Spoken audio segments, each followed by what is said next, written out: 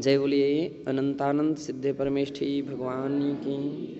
देवाधिदेव श्री नमीनाथ भगवान की। परम पूज्य आचार्य श्री कुंद कुंद देव की।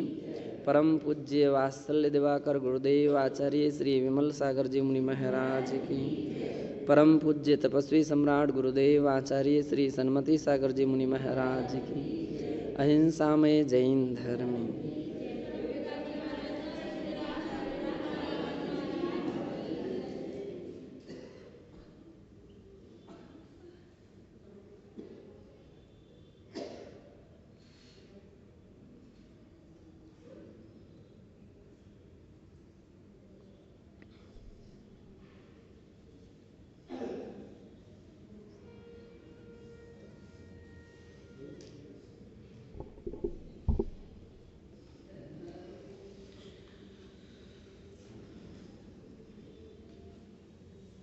सर्वोदया टीका से अपन सभी मद्य के विषय में समझ रहे थे और मद्य के विषय में यहाँ पर विशेष प्रकार से बतलाया गया था। मधु के विषय में विशेष प्रकार से बतलाया गया था कि मधु अभक्ष क्यों हैं और उसके खाने से क्या क्या दोष होते हैं, किन ग्रंथों में किन आचार्य ने किस प्रकार से उसके विषय में बतलाया है, इसके विषय में प्रकरण पूरा हुआ था। आगे एवं मांसस्यापि सेवने तो हिंसा स्पष्टतः समर्थिता भवति। इसी प्रकार से मांस के सेवन में भी हिंसा स्पष्ट रूप से समर्थित होती है। प्राणीवधम बिना मांसस्य प्राप्तिर्न संभवति। प्राणी वध के बिना मांस की प्राप्ति संभव नहीं हो सकती है। हिंसा च महापाप रूपा अतः त्याज्यैव। हिंसा तो महापाप रूप है, इसलिए वो त्यागने योग्य ही है। उक्तम च पुरुषार्थ सिद्ध्युपाये। पुरुषार्थ सिद्ध्युपाय के श्लोक 65-68 में कहा है, ना बिना प्राणी विघातात् मांसस्योत्पत्तिरिष्यते यस्मात् मांसं भजतस्तस्मात् विसरत्यानिवारिता हिंसा।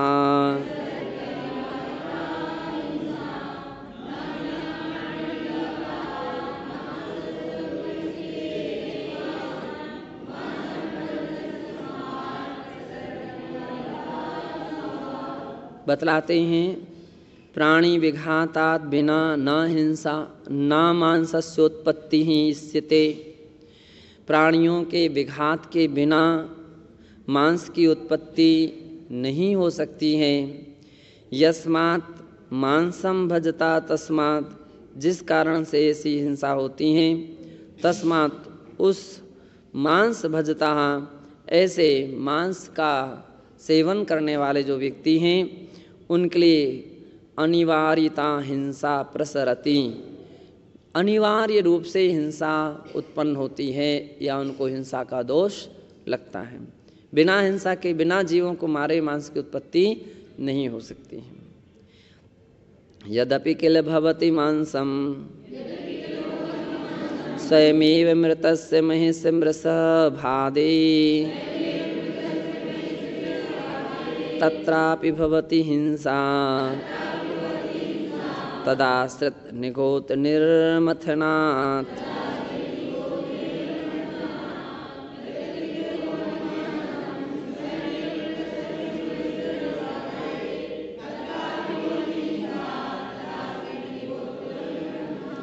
यद्यपि किल भवति मांसम स्वयमेव मृतस्य महिष वृषभादि। यद्यपि अपने आप मरे हुए, क्योंकि ऐसे भी कुछ लोग हैं जिनकी मान्यता है कि मारा तो नहीं गया, मरा हुआ कोई प्राणी है, उसके मांस सेवन में क्या दोष है।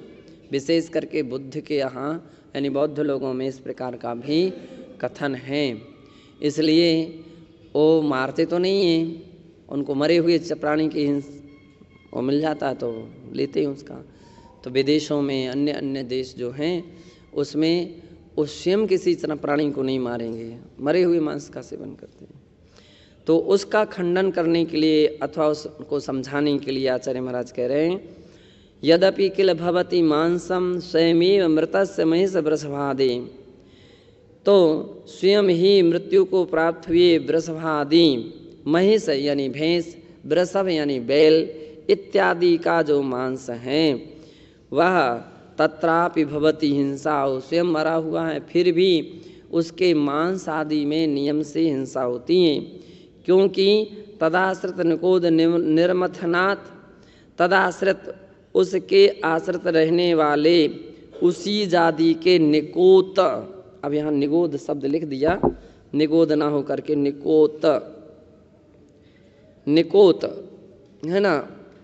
निकोत का अर्थ होता है कि जिस इंद्रिय यानी एक इंद्रिय यानी दो इंद्रिय, तीन इंद्रिय, चार इंद्रिय, पंच इंद्रिय जो जीव हैं उनके जाति के जो सम्मूर्छन जीव प्रति क्षण में उत्पन्न हो रहे हैं, मृत्यु को प्राप्त हो रहे हैं, अथवा अंतर्मूर्त आयु प्रमाण उनकी क्षुद्र भव ग्रहण करने वाले उतनी आयु प्रमाण, वे सभी निकोत के अंतर में समाविष्ट हो जाते हैं। तो ऐसे उसके आश्रित अनेक ऐसे जीवों की नियम से हिंसा होती है। आमस्वापि पक्वस्वपि, अब देखिए यहाँ पर क्या कहना चाहते हैं कि कुछ ऐसे भी मत हैं जो ऐसा बोलते हैं कि अब जो मांस पक गया है, उबल चुका है, गर्म हो गया है, तब उसमें तो कोई जीव राशि रहेगी नहीं, ऐसी तर्क करते हैं। अब जिसको मांस खाना ही है तो विभिन्न विभिन्न प्रकार के रास्ते तरीके निकालते हैं और अपनी बात का समर्थन करते हैं। उनके लिए भी आचार्य महाराज स्पष्ट करते हुए कहते हैं, आमस्वपि पक्वास्वपि विपच्यमानासु मांसपेशीषु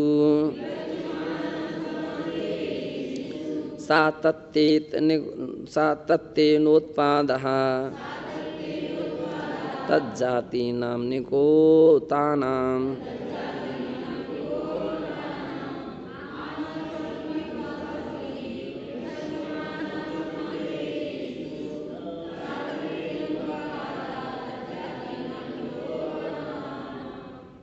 अब यहाँ बोले आमस्वपि पक्वस्वपि विपच्यमानासु मांसपेशीषु, मांसपेशियाँ, मांसपेशी यानी मांस के जो हिस्से हैं वे आमस्वापि कच्चे बिना पके हुए हैं, पक्वस्वपि अथवा पके हुए हैं, विपच्यमानासु अथवा जो अभी पक रहे हैं, है ना, तो अभी बीज की स्थिति पर हैं, ना कच्चे हैं ना पक्के हैं। ऐसे मांसपेशीषु, मांसपेशियों में सातत्येनोत्पादः तज्जातीनां निकोतानां, सातत्येन अर्थात सतत, सतत यानी निरंतर, तज्जातीनां निकोतानां उस जाति के जो निकोत जीव हैं उनकी उत्पत्ति नियम से होती रहती है। प्रति क्षण ऐसे उस मांसपेशियों में जीव उत्पत्ति होती रहती है। आमं वा पक्वं वा खादति या स्पृशति वा पिसत पेशीं सा निहन्ति सतत निचितं पिंडं बहुजीव कोटिनां।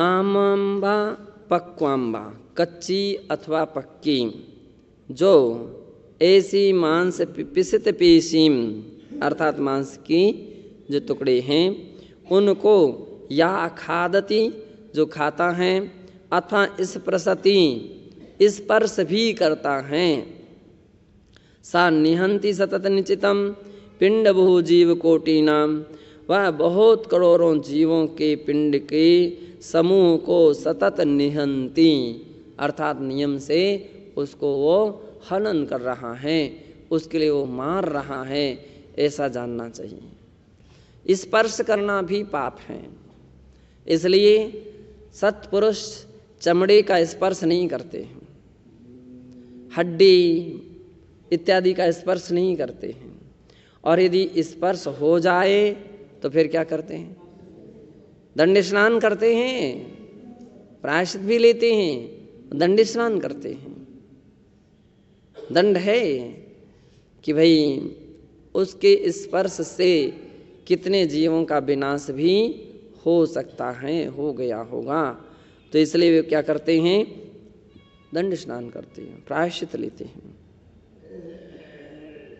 सुरपाणम सेव्यूण, यहाँ तक इस प्रकार से मांस का प्रकरण हुआ।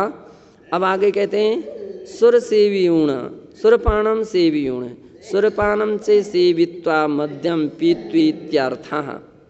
सुर यानी मध्य, इसको पी करके, सुरा, सुरपानम यानी सुरापानम। तो सुरापान, शराब को पीने वाला जो जीव है, पीत्वी इत्यर्था, तो पी करके, सुराः पदेने समस्त मादक पदार्थानां संग्रहोऽत्र कार्यः।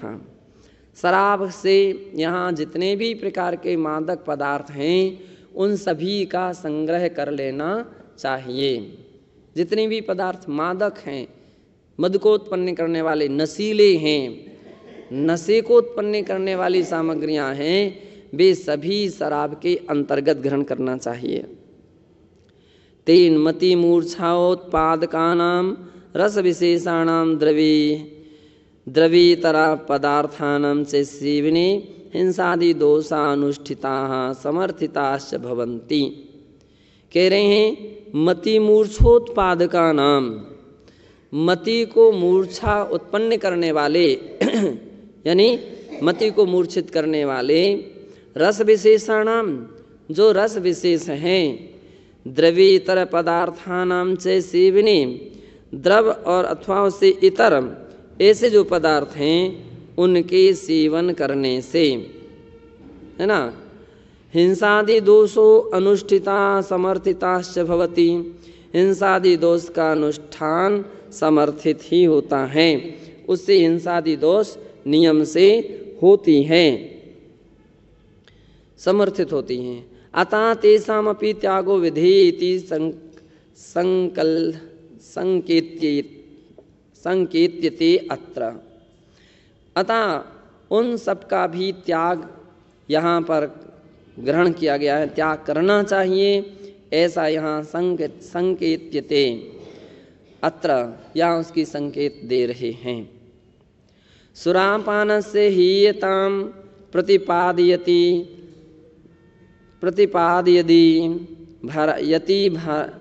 यतिभिः आचार्यवर्यै अमृतचंद्रैः पुरुषासिद्ध्युपाये प्रोक्तम अत्र मननीयम सर्वैः।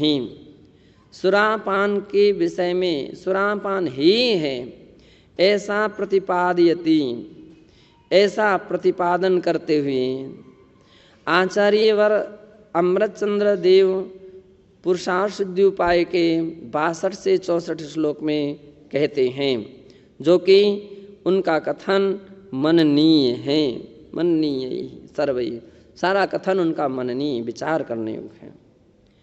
मद्यम मोहयति मनो मोहित चित्तस्तु विस्मरति धर्मम्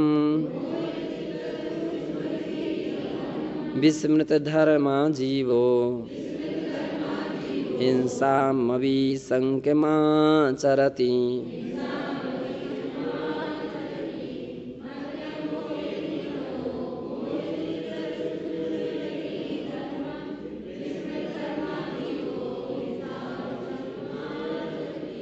मद्यम मोहयति मनो, मद्य मनो मोहयति, मद्य यानी शराब मन के लिए मोहित करती हैं। चित्तस्तु विस्मृति धर्मम, और जब शराब चित्त को मोहित कर देती है तो उसमें से धर्म विस्मृत हो जाता है। धर्म क्या हो जाता है? विस्मृत हो जाता है। विस्मृत धर्म जीवो, और जिस जीव ने धर्म को विसार दिया है, धर्म को विस्मृत कर दिया है, हिंसा मविसंकमाचरति, वह जीव नियम से हिंसा मविसंकम निशंकित होकर के आचरण करता है। वो हिंसा के लिए निर्भीकता से हिंसा के कार्यों को कर रहा है। अब देखिए विशेषण कहाँ से कहाँ तक लगाया। शराब मन को मोहित करती है, मोहित मन धर्म को नहीं कर सकता है। और जो मन धर्म को नहीं कर रहा है वो हिंसा है। और बिल्कुल घटित हो गया प्रमत्त योगात, है ना। प्रमाद योग भाव हिंसा कर हो है। धर्म के प्रति रुचि नहीं होना, मन नहीं लगना, हिंसा भाव है। धर्म के प्रति मन लग रहा है यानी अहिंसा में मन लग रहा है, और धर्म आदि कार्यों में मन नहीं लग रहा है, क्योंकि धार्मिकेषु अकुशल वृत्ति हिंसा, ऐसा है भाव हिंसा। धार्मिक कार्यों में अकुशल वृत्ति होना, उत्साह नहीं होना, लगन नहीं होना, उस मान लीजिए मन नहीं लगना, हिंसा है। अब ये तो चलता है, ये तो चलता है, ये हो नहीं पाता है, ऐसा समस्या है, बहुत सारी तरह। और प्रमाद में प्रमाद भाव उत्पन्न हो रहे हैं। हिंसा में व्यक्ति बैठा है, प्रमाद में यानी हिंसा में बैठा हुआ। अब कितनी व्यक्ति कितने प्रकार की हिंसा करता, मतलब तुम दिन भर तो बैठ जाए, कोई आ जाए सो आराम से बैठ जाते हो, और सामायिक के समय सो बस तबीयत ठीक नहीं है और हिम्मत है नहीं बैठने की। और कोई दूसरा व्यक्ति बात करने के लिए घंटे 2 घंटे तक भी बैठा रहे तो आराम से आप बैठे रहते हैं। और ऐसे कार्यों में अकुशल वृत्ति है, बैठते हैं, हिम्मत नहीं है। अथवा कितने सारे अपन यहाँ वहाँ की चर्चा करने में हिम्मत आ जाती है, और भगवान के स्तोत्र पाठ आदि करने में हिम्मत नहीं है। तो इस प्रकार से व्यक्ति बोलते थे हिम्मत नहीं है, अकुशल वृत्ति है, अकुशल वृत्ति है। यहाँ तो बोलते थे आज हम क्लास में नहीं पहुँच पाएंगे, आज हम स्वाध्याय में नहीं पहुँच पाएंगे, है ना, हिम्मत नहीं है।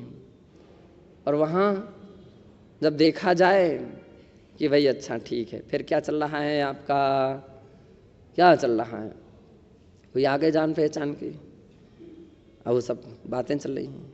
और कोई काम आ गया तो काम चल रहा है, काम भी कर रहे हैं। अब तुम ये सब काम कर रहे हो तो ये हिंसा नहीं है क्या? तुम प्रमाद की कर रहे हो, और उस प्रमाद की पुष्टि में झूठ भी बोल रहे हो। प्रमाद की पुष्टि में व्यक्ति झूठ बोल रहा है, छल कपट कर रहा है, मायाचारी कर रहा है। मन में कुछ बात है और बाहर में कुछ है। ये क्या है, फलाने व्यक्ति चर्चा करने वाले आने वाले हैं, इसलिए उसको समय नहीं है, उसको उससे बात करना है ना, उससे बात करना चाहता है, ये उसकी आंतरिक धारणा है। कुछ काम करना है उसको अपना दूसरा, तो अब कैसे करें, भजन बनाना है, मुक्तक बनाना है, कविता बनाना है।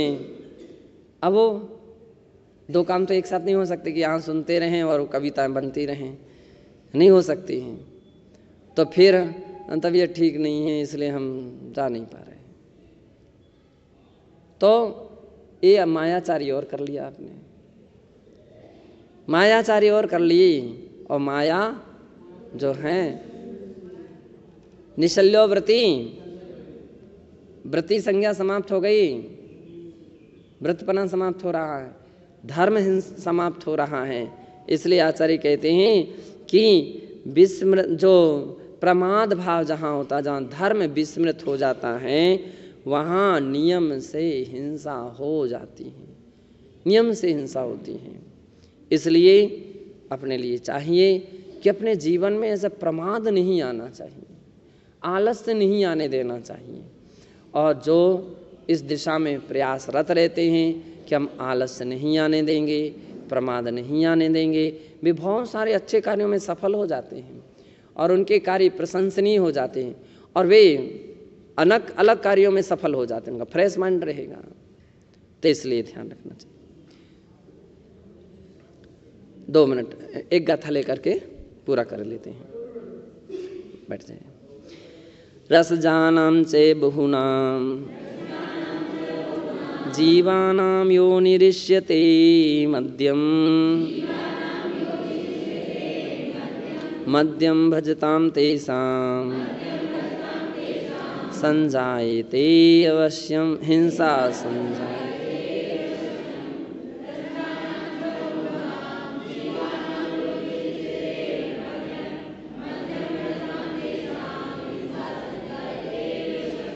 मध्यम, मध्यम यानी जो शराब है, उस शराब में रसजानाम बहुनाम जीवानाम योनिष्यते, वो रस जाति के उसी प्रकार के तरल प्रकृति के जो जीव हैं वो योनिष्यते, वो जीवों की योनियां हैं, उसमें अनेक जीव की उत्पत्ति होती है। और अपन लोग कई जगह है शराब के जो फैक्ट्रियां होती हैं कितनी, वो लोग स्वयं कहते हैं कि अगर कोई एक बार देख ले तो कभी शराब नहीं पिएगा। शराबी से भी शराबी व्यक्ति एक बार शराब की वो फैक्ट्री को या उसको देख ले कभी नहीं छुएगा। लेकिन क्योंकि वो तो इतनी साफ सफाई कर के उसमें रंग कलर सेंटिमेंट डाल करके वो ऐसा बना दिया जाता है, जबकि वहाँ तो इतनी घृणा उत्पन्न होती, कितने दूर तक दुर्गंध आने लगती हैं, ऐसी रहती हैं। अनेक जीव उत्पन्न हो रहे हैं, बड़े बड़े कीड़े बिलबिलाते हुए नजर आते हैं। जो सामग्रियां सड़ाई जाती हैं, एकत्रित करके रखते हैं, महुआ, कहीं खराब अंगूर, कहीं कुछ, कहीं फल, कहीं बहुत सारी सामग्रियां, और उनमें भी सब कीड़े दिखते हैं, साक्षात देख करके खड़े होकर के देखें। मध्यम भजताम तेषाम हिंसा संजायते अवश्यम, इसलिए जो व्यक्ति शराब पीता है उसके लिए नियम से हिंसा होती है। अभिमान भय जुगुप्सा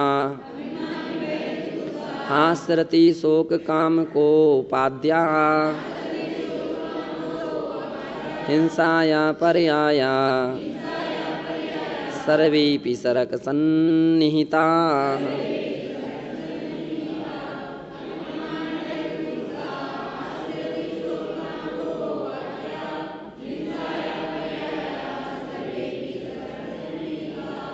अभिमान, भय, जुगुप्सा, जुगुप्सा यानी गिलानी, हास्य, रति, शोक, काम, क्रोध इत्यादि हिंसा या पर्याया, ये सभी हिंसा की पर्यायें हैं। सर्वेपि सरक सन्निहिताः, ये सभी सरक, सरक यानी नरक, नरक को ले जाने वाली वस्तुएं हैं, कोई स्वर्ग ना समझ ले। तो ये सभी क्या करते हैं, नरक की ओर प्राणी को ले जाने में एक कारणभूत हुआ करती हैं। इसलिए ऐसी वस्तुओं का, ये सभी मदिरा के निकटवर्ती हैं और नरक की पथगामी कराती हैं और ले जाती हैं, इसलिए ऐसी वस्तुओं का उपयोग नहीं करना चाहिए। अथा प्राणिक स्वाध्याय निष्ठापन क्रियायाम पूर्वाचार्य अनुक्रमेण सकल कर्मक्षयार्थम भाव पूजा वंदनास्तव शमीतम श्री श्रुत भक्ति कायुसर्गम।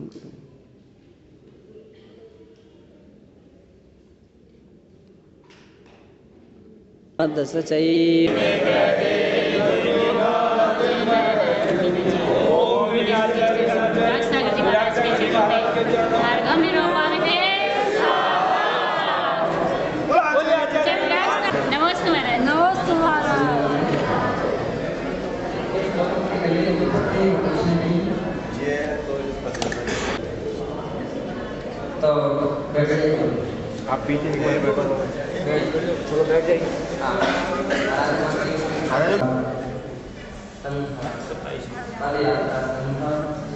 जयपुर की 27वीं पदयात्रा, यानी 27 साल हो गए, 27 वर्ष, यानी हम लोगों के लिए यहाँ आए थे और आपकी यात्रा 86 हो गए, 1 वर्ष का लगभग अंतर रहा है।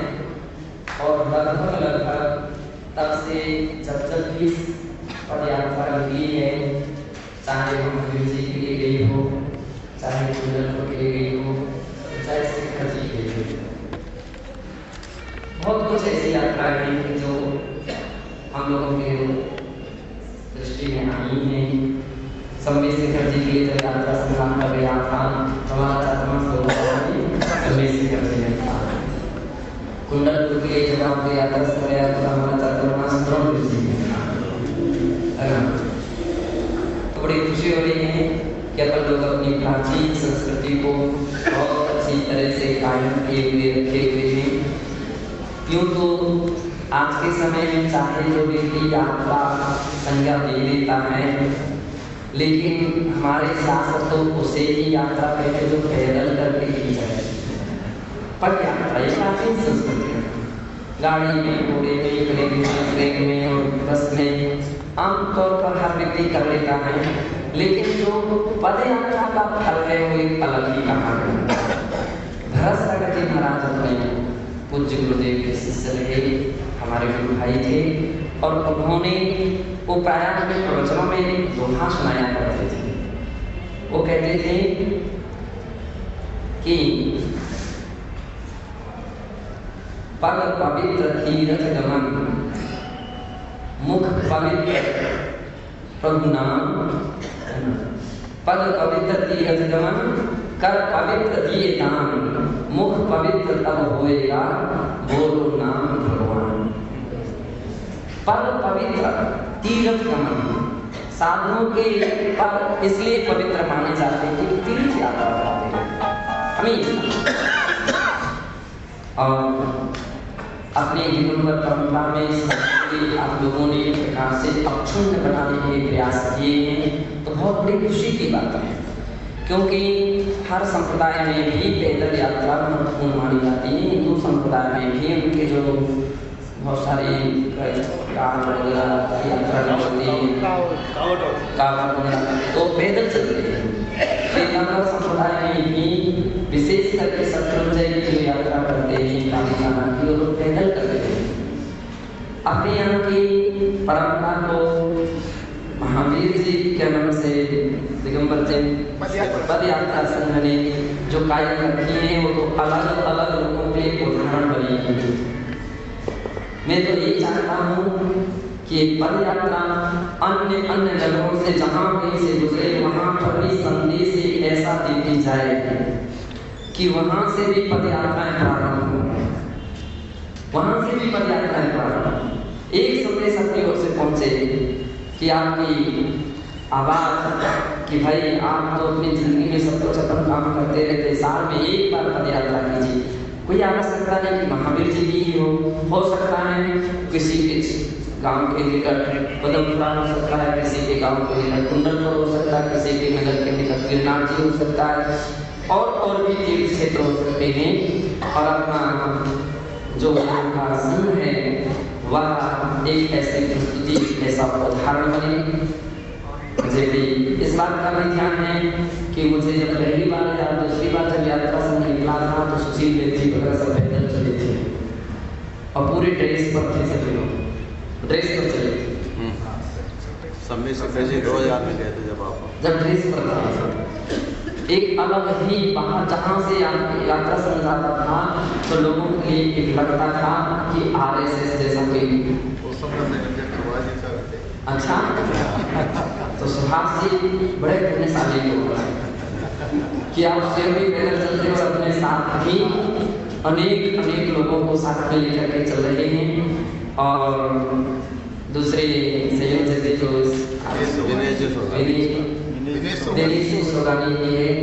बहुत अच्छे प्रयास कर रहे हैं। हम चाहते हैं कि आपस में अपन लोग ऐसा सौहार्द बना रहे हैं और एक पद यात्रा निरंतर बढ़ती जाए। जहाँ से भी यात्रा जुलूस निकले तो लोगों के लिए सबक मिले, एक महसूस हो कि हाँ महावीर जी का यात्रा से जा रहा है।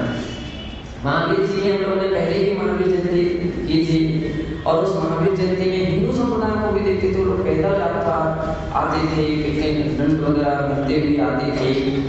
तो ऐसा अपना यात्रा संगम आराम से सभी महावीर जी की यात्रा के लिए महावीर जी यात्रा के सानंद आपकी यात्रा सफल हो और निरंतर एक धर्म की प्रभाव का अंग बन जाए। हम तो यूँ चाहेंगे कि आपकी ड्रेस ही जाना चाहिए। आज जो भी व्यक्ति देखे तो उसकी दृष्टि में अलग ही ड्रेस की अलग ही निशान पहचान रहेगी। आपका एक भी सदस्य कहीं यहाँ वहाँ होगा तो लगेगा कि वो संघ का सदस्य है। और एक बिना मौन प्रकार से मौन से धर्म का प्रचार करती जाती है। कोई भी यात्री वहाँ यात्रा में जाए एक बात का ध्यान रखें कि वो सबसे बड़ी महत्वपूर्ण बात ये है कि रात्रि में कुछ ना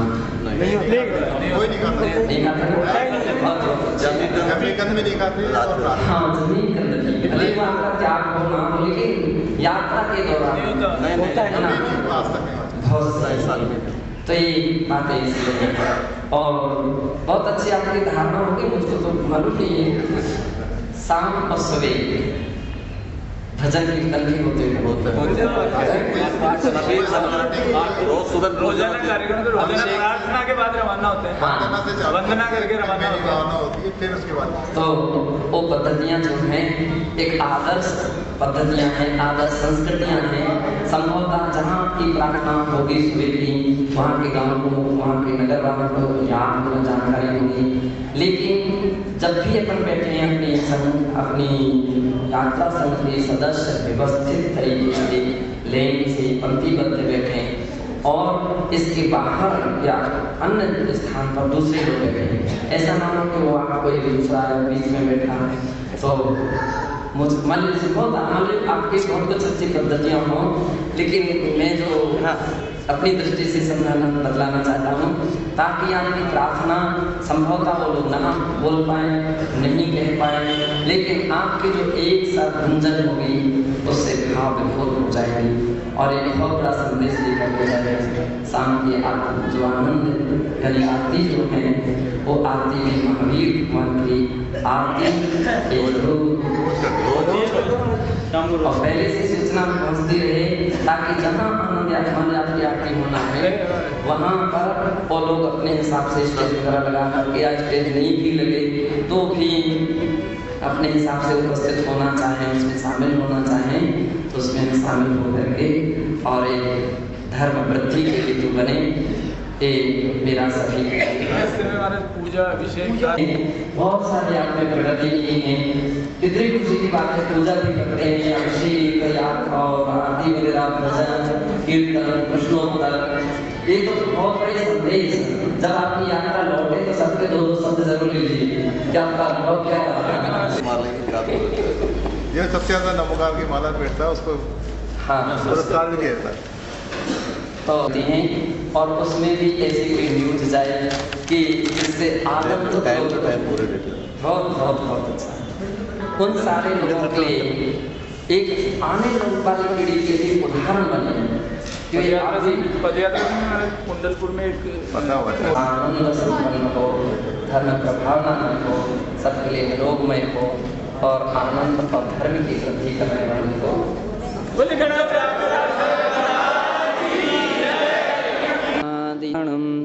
नमो सिद्धाणम नमो आयर्याणम नमो वज्राणम।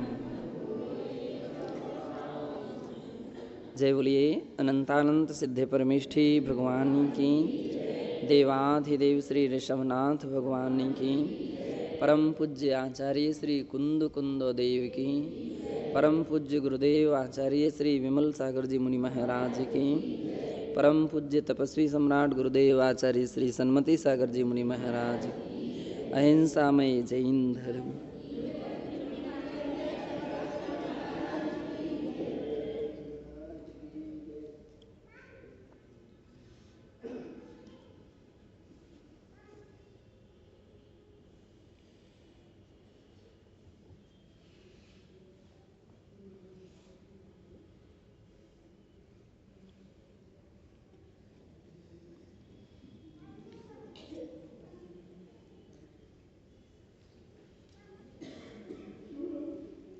यहाँ प्रश्न नंबर 288 पहला पहरा प्रकरण चल रहा था कि मद्य मांस और मधु ये गृहस्थों के लिए पूर्णतः वर्ज्य है। श्रावक धर्म इसके बिना मान लीजिए इसके होने पर संभव नहीं हो सकता है। इसी बात के लिए बतला रहे हैं। अन्यच्च सागर धर्मामृतेपि पंडितैरासाधरैरपि सुरापानस्य हि एता निरूपिता सापि मननीया अहिंसा धर्मोपासकैः। सागर धर्मामृत में भी दूसरे अध्याय के 4-5वें श्लोक छंद में पंडित आसाधर भी सुरापान की हेयता के विषय में निरूपण करते हैं। उनका वो कथन भी अहिंसा धर्मोपासकैः, अहिंसा धर्म के उपासक जो लोग हैं उनके लिए मननीय होता है, विचारणीय है।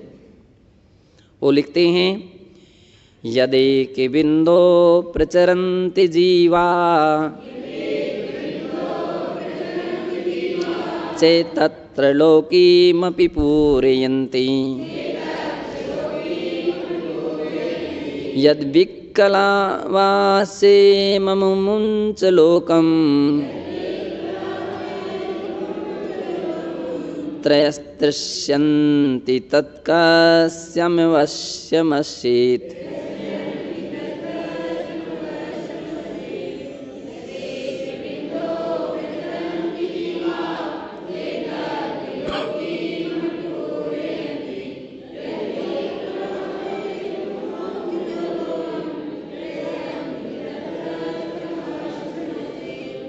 कह रहे हैं यद एक बिंदु, जिसकी मात्र एक बूंद, एक बिंदु, प्रचरन्ति जीवा चेत तत्र लोकीमपि पूरयन्ति, यदि वे एक बूंद के जीव भी, अन्य ग्रंथों में उल्लेख मिलता कबूतर के बराबर रूप धारण कर लें तो तीनों लोकों में एक भी ऐसा स्थान शेष नहीं रहेगा कि जहाँ पर वे पूरे जीव समाविष्ट हो सकें। पूरा लोक भर जाएगा, तीनों लोक भर जाएं, इतने एक बूंद में जीव होते हैं। यद विक्लवाश्चे मम च लोकम, और इस प्रकार से अमुम, इस प्रकार के जो शराब है, मद्य है, उसको पी करके जीव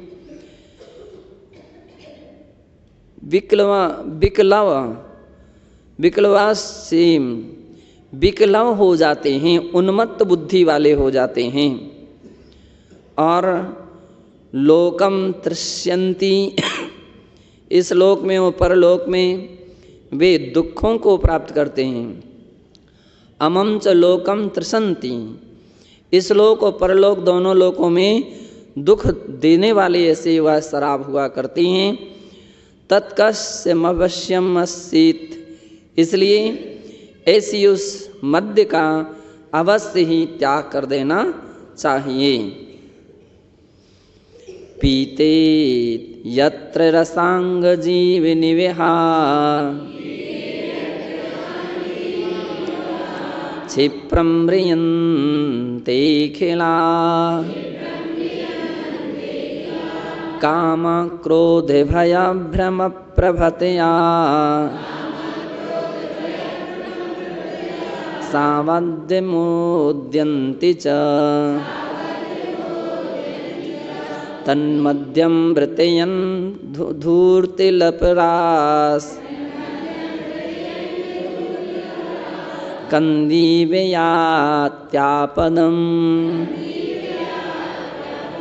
तत्पायी पुनरेक पाद विदुरा चारं चरन् मज्जति।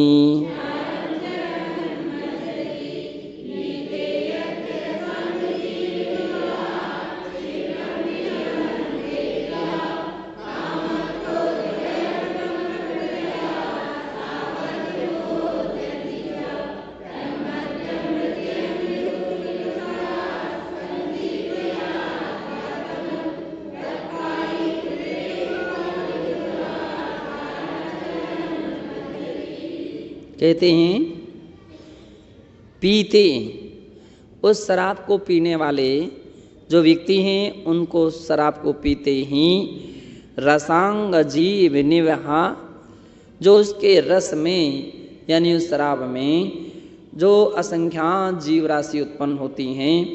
पहली बात तो ये है, शराब पीने वाला उन सारे जीवों की हिंसक हो जाता, क्योंकि उनकी हिंसा, शराब पीने से उन सारे जीवों की हिंसा हो जाती है। तो वो पैदा होने वाले सारे जीव क्या हो जाते हैं, उसमें मृत्यु को प्राप्त हो जाते हैं, तत्काल मर जाते हैं। और पीने के बाद काम क्रोध भय भ्रम प्रभतया, काम क्रोध भय भ्रम इत्यादि प्रकार से सावध्य उद्यन्ति च, सावध्यम और भी प्रकार के इस लोक परलोक में निंदा उत्पन्न करने वाले, दुखों को उत्पन्न करने वाले जो पाप हैं उत्पन्न होते हैं। बतलाते हैं कि शराब जिसने पी है उसने सारे पाप कर लिए हैं। एक ब्राह्मण था, तो लोभी ब्राह्मण था, और जब वो लोभी ब्राह्मण था तो यद्यपि उसकी प्रसिद्धि थी, उसकी चर्या, उसकी साधना, उसकी त्याग वृत्ति भी अच्छी थी, लेकिन लोभ प्रकृति थी। तो बतलाते हैं कि कोई एक बार वेश्या ने उससे मोहित हो गई। अब मोहित हो गई तो उसने उस व्यक्ति से कहा कि भाई आप के लिए मैं मुख मांगा पैसा दूंगी, यदि एक बूंद शराब पी लोगे तो, एक बूंद शराब पीने से मुख मांगा पैसा देंगे। तो उसने कहा मैं एक बूंद तो नहीं पी सकता हूँ, एक बूंद शराब पीने में तो बहुत बड़ा पाप होता है, ऐसा शास्त्रों में लिखा। तो उसने कहा कि एक बूंद तो नहीं, आप उससे अधिक पी लीजिए, है ना, उससे भी अधिक एक बोतल पी लीजिए, ऐसा कहा। आपके लिए पूरे रुपये की थैली दे दिया उसके हाथ में। ब्राह्मण लोभी था, वो लालच में आ गया, उसने सोचा कि एक बूंद पीने में नरक होता है, ऐसा लिखा है। अब एक बोतल पीने में तो कुछ लिखा नहीं है, पूरी बोतल पीने में कुछ नहीं लिखा। तो उसने क्या किया, पूरी की पूरी वो बोतल पी ली। अब शराब पिया, शराब पी तो उसके अंदर वासनाएं जगने लगी। अब वासनाएं तो बेस्या थी, उसका तो रोज का धंधा ही था, तो उसने उसके साथ गलत चेष्टाएं की। अब विषय वासना के बाद भूख लगती है व्यक्ति के लिए। अब भूख उसको लगी तो उसके यहाँ और कुछ नहीं था, वेश्या के यहाँ तो मांसाहारी थी, मांस रखा था, तो उसने उसको दे दिया, मांस उसने भक्षण कर लिया। जब वो नशा उतरा तब होश में आया, फिर उसको लगा कि भाई इसमें तो सब कुछ हमारा धर्म नष्ट कर दिया। शराब एक ऐसी होती है, उसके कारण से उसको मांसाहारी भी बन गया, वेश्यागामी भी बन गया, और वो शराब भी पी लिया, सारा धर्म समाप्त हो गया। तो शराब कितनी खतरनाक हुआ करती हैं कि जिसके बेहोशी में या जिसके मदहोश में व्यक्ति सब कुछ विवेक भूल जाता है, और कुछ भी उसको सोचने समझने की शक्ति सामर्थ्य नहीं रहती हैं। इसलिए कह रहे हैं कि वो विभिन्न प्रकार के पापों को उत्पन्न करती हैं। तन्मध्यम वृतयन धूर्तिल परास्कंदीव यात्यापदम, और कह रहे हैं कि इस प्रकार के मद्य का व्रत लेने वाला, यानी मद्य के त्याग का व्रत लेने वाला एक धूर्तिल नाम का चोर था, उसकी तरह जो व्यक्ति उसका त्याग कर देता है तो उसकी तरह यात्यापदम, तो अपदम याति, उस धूर्तिल चोर ने केवल शराब का त्याग किया और कुछ भी पाप का त्याग नहीं कर सका। शराब का त्याग किया तो उसके सामने बहुत सारी विपत्तियां आने वाली थीं, और विपत्तियां से उसकी रक्षा हो गई। तत्पायी पुनरेक पादे विदुराचारम चरन मज्जति। जबकि मद्य को पीने वाला व्यक्ति एक पाद नामक सन्यासी की तरह दुराचारी होकर, जो मैंने सन्यासी की बात कही, एक पाद सन्यासी थे वो, एक पाद सन्यासी जिन्होंने ये सोचा कि एक बूंद पीने में तो नरक होता है, अब जैसा भी हो, लेकिन एक बूंद पीने से इस प्रकार की स्थिति होती है, पूरी बोतल पीने में कोई दोष नहीं लगता है। फिर उन्होंने सारे के सारे दुराचारी हो गए और अंत में उनकी दुर्गति भी हुई थी। तो कहने का तात्पर्य है कि देखो, एक चोर ने भी शराब का त्याग किया तो सम्मान को प्राप्त हुआ था, और एक दिन वो चोरी जैसे व्यसन भी उसके दूर हो गए थे। और एक वो सन्यासी जो शराब पीता था, उससे क्या हुआ, उसका सारा धर्म नष्ट हुआ और अंत में दुर्गति का भी पात्र बना था। एवं मद्यादि दोषान विज्ञाय, इस प्रकार से शराब इत्यादि के दोषों को जान करके तत्सदृश दोष मताम मन्नीसामपि पदार्थानां त्यागो विधि, यहाँ संसार भ्रमण भीरु भी। इसलिए जो संसार से भय भीरु हैं, जिन्हें संसार परिभ्रमण से भय है, डर है, घबराहट है, उनको चाहिए कि तत्सदृश दोष बताम अन्येषामपि पदार्थानां त्यागो, शराब का भी त्याग करें और शराब जैसे अन्य भी सामग्रियां हैं जो मन को उन्मत्त करती हैं, मदोन्मत्त करती हैं, उन पदार्थों का भी त्याग करना चाहिए। नियत समय मर्यादामतिक्रम्य, और अपने समय सीमा तक अपनी नियत समय मर्यादामतिक्रम्य, नियत समय की मर्यादा को छोड़ करके केचित् पदार्था अभक्षा भवन्ति, जो कोई पदार्थ अभक्ष होते हैं, अतः तद विवेकोपि कर्तव्य एवं, उनके विषय में भी विवेक रखना चाहिए। यथा महोरात्रद्वयानन्तरं दधीतक्रादिकं तथा पुष्पितं स्वादचिलितं चान्नं भोजनं वा न भक्षणार्हं भवति। जैसे अहोरात्रद्वयानन्तरम, 16 पहर हैं, 16 पहर यानी 24 घंटे के बाद, कितना, 48 घंटे के बाद दही तक्र पुष्पित हो जाता है। क्या हो जाता है? पुष्पित हो जाता है। तो स्वाद चलितम चान्नम भोजनम वा न भक्षणार्थम, उसका स्वाद चलित रस हो जाता है। ऐसा अन्न आदि जो है ओ या तर्क आदि जो हैं वो भक्षण के योग्य नहीं होता है। मदोत्पादक पदार्थाः के एकेचिदपि धतूरा चरस गांजा धूमपान प्रभृति नाम भी प्रथिताति सर्वे त्याज्य एवं। मद को उत्पन्न करने वाले जो पदार्थ हैं वे कोई भी धतूरा, और धतूरे को संस्कृत में कनक फल बोलते हैं, कनक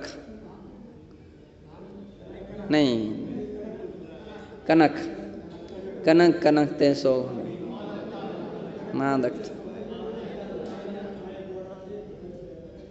तो ऐसा हो धतूरा, चरस, चरस लोग, बहुत से लोग चरस, अभी देखना पकड़े जा रहे, चरस वगैरह पकड़ी जाती, नशा उत्पन्न करने वाली होती चरस। गांजा, गांजा, धूम्रपान, धूम्रपान बीड़ी सिगरेट तंबाकू इत्यादि, चिलिम इत्यादि भी प्रथिता, इत्यादि जो भी नाम वाली सामग्रियां हैं ते सर्वे त्याज्या एवं, वे सभी छोड़ने योग्य हैं। विस्तारस्तु क्रिया क्रोश श्रावकाचार ग्रंथेभ्यो विज्ञेयः, विस्तार के लिए क्रिया कोश या श्रावकाचार आदि ग्रंथों से इस बात को जानना चाहिए। न केवलम भक्षा भक्ष विवेकाभावे संसार भरणम अपितु सामाजिक नीति किंच मर्यादाम उल्लंघ्यापि संसार मुक्ते अभाव इति वक्ष्यते। और इससे भक्षा भक्ष का विवेक का ही अभाव नहीं होता इसमें या केवल भक्षा भक्ष के विवेक के अभाव से संसार भ्रमण ही नहीं होता, अपितु सामाजिक जो नीति है उसमें भी मर्यादा का उल्लंघन होता है। संसार मुक्ते अभाव इति वक्ष्यते।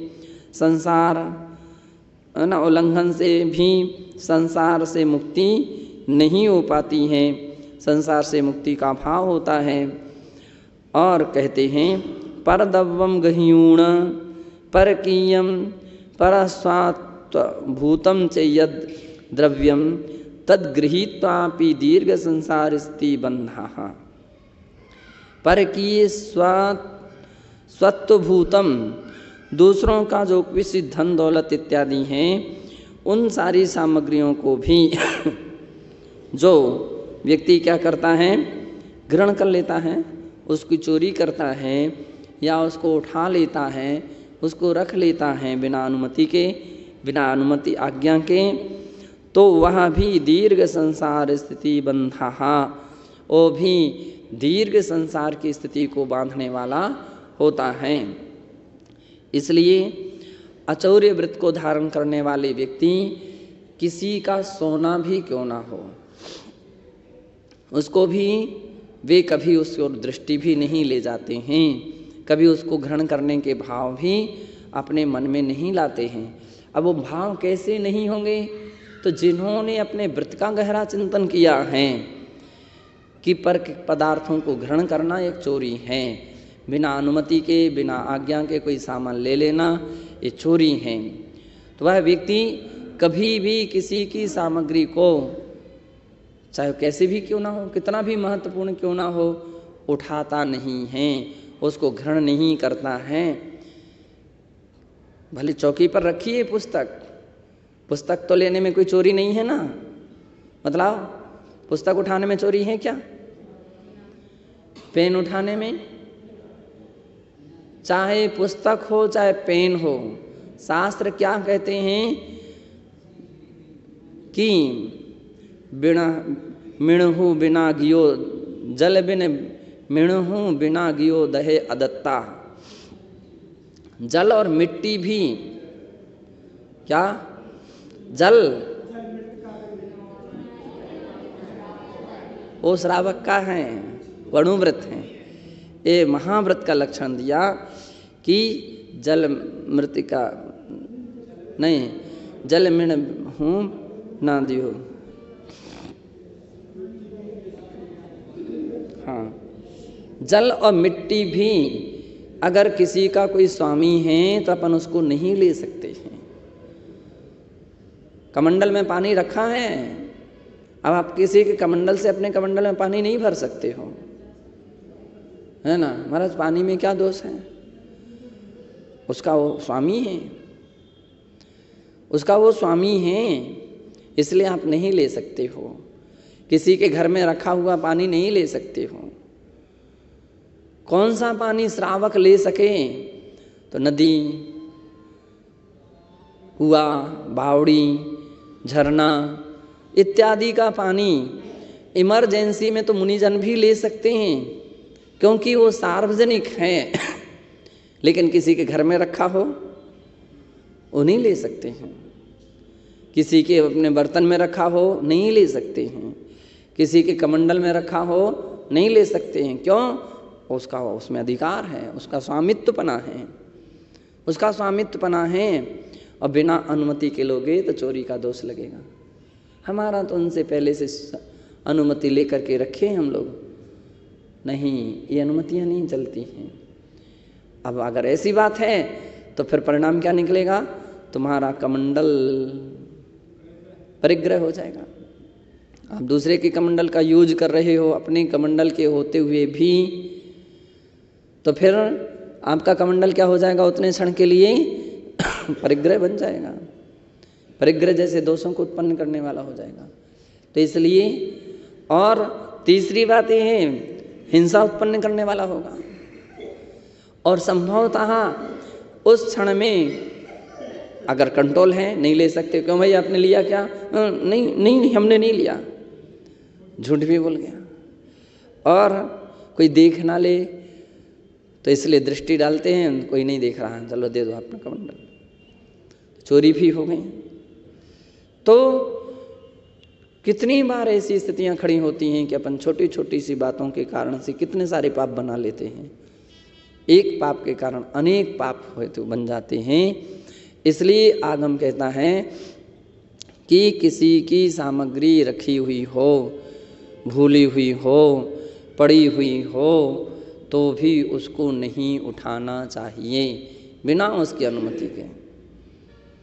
पुस्तक रखी हैं, आए ये पुस्तक उठाई, वो पुस्तक उठाई, ये पेन उठाया हो, कोई तुमको टोक सकता है, क्यों जी हमारी सामग्री कैसे छू रहे हो आप, हमारी सामग्री कैसे उठाई आपने?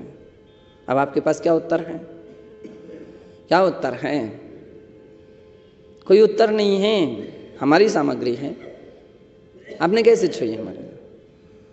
और भी फिर तो कभी कभी ऐसे भी लोग रहते हैं, एक की दो लगा देने वाले भी लोग रहते हैं। हमारे यहाँ पर अमुक सामग्री रखी थी और यही वो सामान उठा रहे थे, रख रहे थे, यही उठा ले गए होंगे। अब आपके पास क्या तरीका है?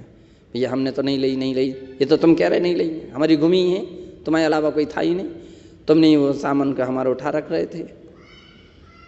तो इसलिए किसी के सामान को बिना अनुमति के उठाना, रखना, छूना सब दोष हैं, सभी दोष हैं। इसलिए जिस व्यक्ति ने अच्छा अध्ययन कर लिया है, चिंतन कर लिया है, वो कैसे भी स्थान से गुजरेगा अलिप्त रहेगा। लेकिन जिसको अध्ययन नहीं है, अनुभव नहीं है, ज्ञान नहीं है, हम थोड़ी ले जा रहे थे, तो देख रहे थे इनकी सामान यहाँ पर रखा है, तो आपने दोष तो कर ही लिया है, दोष के भागीदारी हो गए। इसलिए महाव्रती साधु जन बड़े बड़े राजघरानों से निकलते हैं, राज परिवार के बीच से बड़े बड़े महलों से गुजरते हैं, और महलों में तो बहुत सारी सामग्रियां रखी रहती हैं, लेकिन वे दृष्टि भी नहीं डालते उन सामग्रियों पर। तो इसलिए महलों में भी राज सम्मान को पाते हैं। कौन से सम्मान को? राज सम्मान को। लेकिन जिनकी दृष्टि पर ब्रेक नहीं रहता है, अरे ये क्या है, अब उस पर दृष्टि पहुंच रही है। दृष्टि पहुंची तो फिर मन पहुंचा, मन पहुंचा तो हाथ पहुंचा। अब हाथ पहुंचा, राग भाव जागृत हुई, या तो मांगना शुरू होगा, और यदि देख लिया कि ये देंगे नहीं तो चोरी के भाव उत्पन्न हो जाते कि क्या पूछना, तो देंगे नहीं इसलिए उठा के ले चलो। चोरी के दोष इस प्रकार से चोरी नाम का पाप के भागीदारी व्यक्ति बन जाता है। इसलिए अपन को चाहिए कि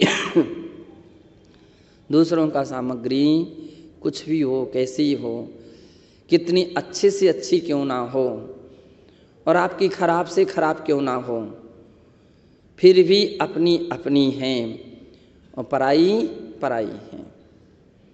उसको नहीं लेना चाहिए, नहीं छूना चाहिए, नहीं उठाना चाहिए। यहाँ तक ही नहीं, कितनी बार कुछ लोग अपनी पुस्तक,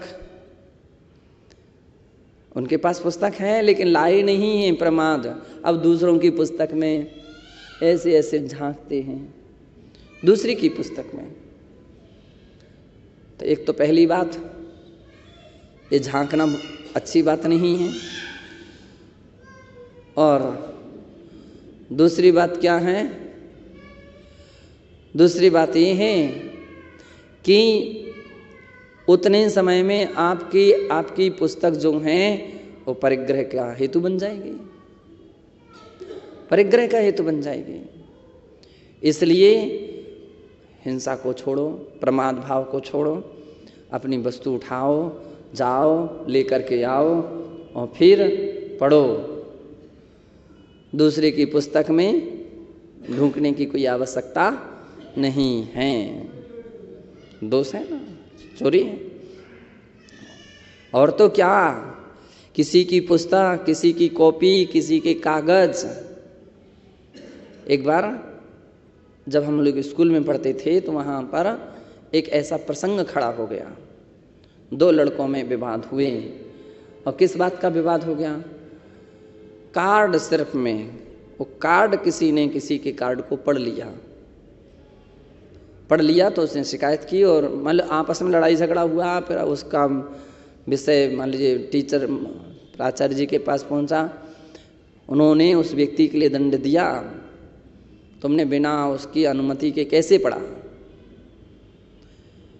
किसी के कागज, किसी के पत्र, किसी के, हम लोगों तो कई बार पत्र खोल लेते थे लोग, है ना, लेकिन उनके स्कूल के जो भी हमारे सुपरिटेंडेंट रहते थे उनके लिए शिकायत करने पर कोई किसी के पत्रों को छू नहीं, मान लीजिए खोल नहीं सकता है। और